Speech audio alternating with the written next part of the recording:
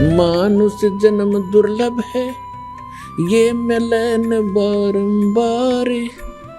तरवर से पत्ता टूट गिरे, वो मोर न लगता डर।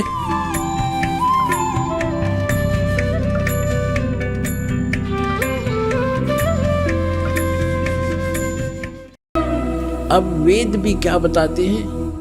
वेद क्या बताते हैं? यदि वेद भी यही बताते हैं कि वो परमात्मा ऊपर रहता है, सशरीर आता है, वहाँ से गति करके आता, अच्छी आत्माओं को मिलता है, तो हम भगवान को पहचान लेंगे।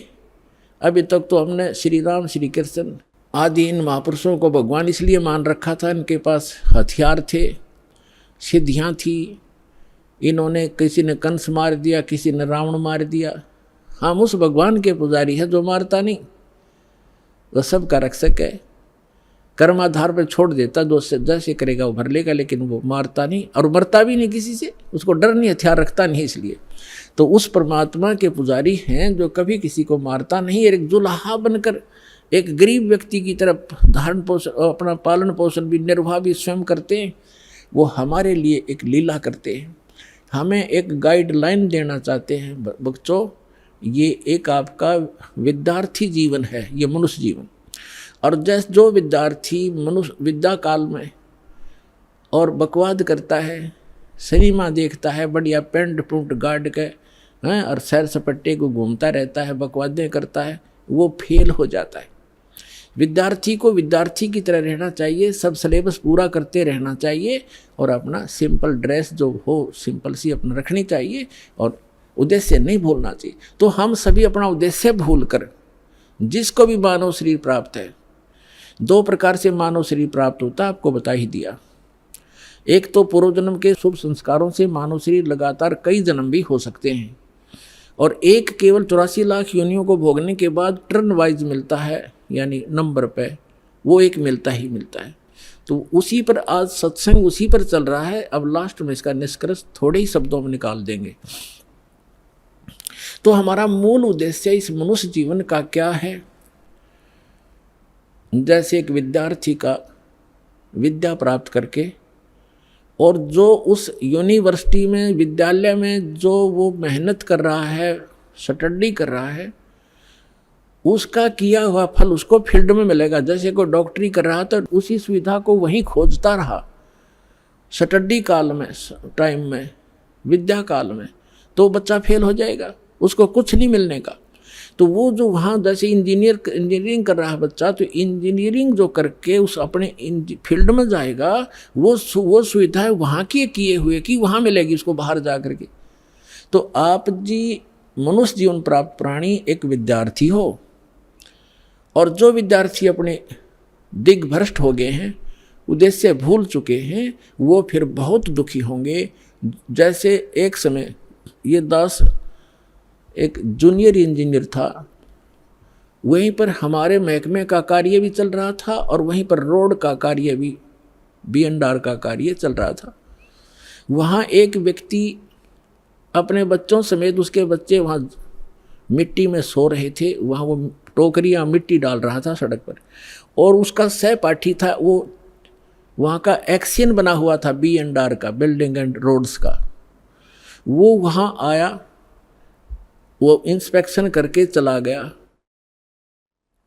तो उसके जाने के बाद वो व्यक्ति कहता है, मजदूर, वो क्या कहता है कि मेरे कर्म फूट गए, मेरे भाग फूट गए। मेरा ये सहपाठी था, मेरा क्लास फेलो था, ये इसका ये नाम है, ये उस गांव का है, हम एक स्कूल में पढ़ा करते थे उस दूसरे गांव में, और ये पट गया, देखो ठाठ कर रहा है, गाड़ी में चलता है, इसके बच्चे पंखों के नीचे सोते हैं और मेरे बच्चे मिट्टी में पड़े हैं, मेरे भाग फूट गए। मैं भी पढ़ लेता, शिक्षा ग्रहण कर लेता, तो मैं भी ऐसे मौज करता। तो यहाँ परमात्मा कहते हैं, आज 6 दिन पाछे गए और गुरु से किया ना हेत, अब पछतावा क्या करे, चिड़िया चुगी खेत।